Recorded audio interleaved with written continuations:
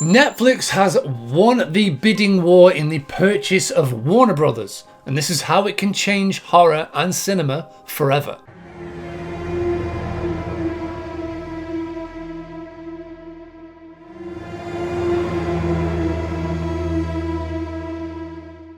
Warner Brothers has been up for sale for a little while, and a few different parties were throwing in their hat during the bids that started in mid-October. Paramount, Skydance wanted to purchase it, also did some people from Saudi Arabia, among a lot of other people. But Netflix has come out on top. Even though at first they said they didn't want to purchase it, they have made an offer of $82+ billion to purchase the studio. Now this is going to have huge ramifications for the industry, not just for horror, but the entire cinema industry in general. And here's how it could affect it. Now 2025 was a terrible year for cinema. It is probably the worst performing year in modern cinema history. However, horror absolutely crushed, and 4 of the top best horror films of the year, financially speaking at least, were owned by Warner Brothers. Sinners, Weapons, Final Destination, Bloodlines, and The Conjuring: Last Rites are all owned by Warner Brothers. And now those films and their franchise rights could be owned by Netflix. Now Warner Brothers don't just own those, they own other horror franchises as well. Like I said, on top of The Conjuring, Final Destination, they also have the It film franchise, A Nightmare on Elm Street, The Evil Dead, Gremlins.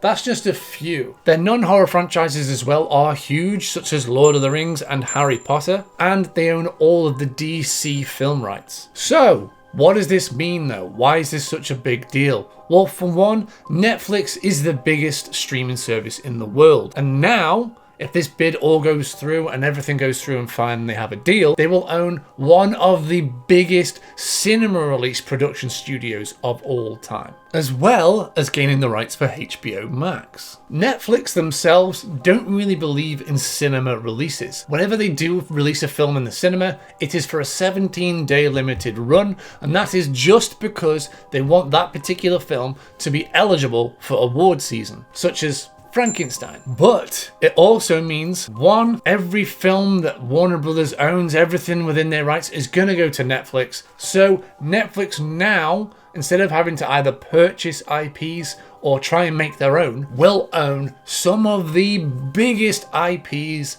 in cinema history. And not only that, they will go straight to their streaming service. They will have a second streaming service that they may merge into Netflix, so that may reduce the streaming service wars. And they will also have a much easier way to put films into the cinema, and a branch that will mainly be cinema releases if they want, without even having to spend an extra penny. It also means that ad revenue will probably go down. Netflix has a straight-to-consumer advertising platform. They just put it on Netflix and they just email you. It doesn't really cost them anything extra. So instead of marketing being hundreds of millions, it's probably going to cost a lot less. On top of that, Netflix is a content mill. They will spend hundreds of millions of dollars on a film just to put it on there so that you have something to watch. They will own the rights to all of these things, that everything will be all in one place. So therefore they can do whatever the hell they want with it. That includes upcoming projects. So the fact that, there is going to be a Conjuring TV series, the It franchise is trying to make more things on top of the TV series. The Evil Dead has a film coming out. They could cancel all of these, including things like the Weapons spin-off. They could also greenlight or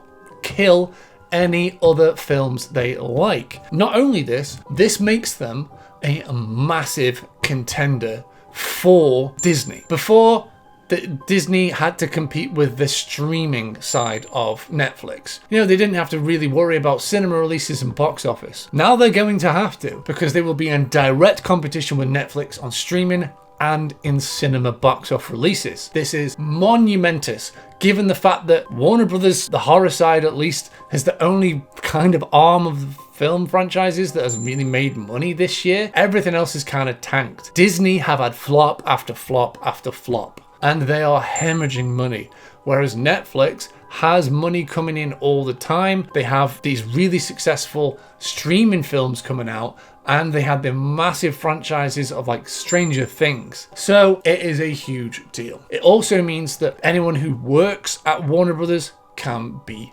fired. James Gunn may be fired from the DCU or just simply let his contract run out. This even means ownership, like the CEOs and all the operating people within the studio, could be fired and moved around and changed completely. So a lot of massive changes are going to happen. But yes, this now also means that all of these horror franchises will be under one roof, under Netflix.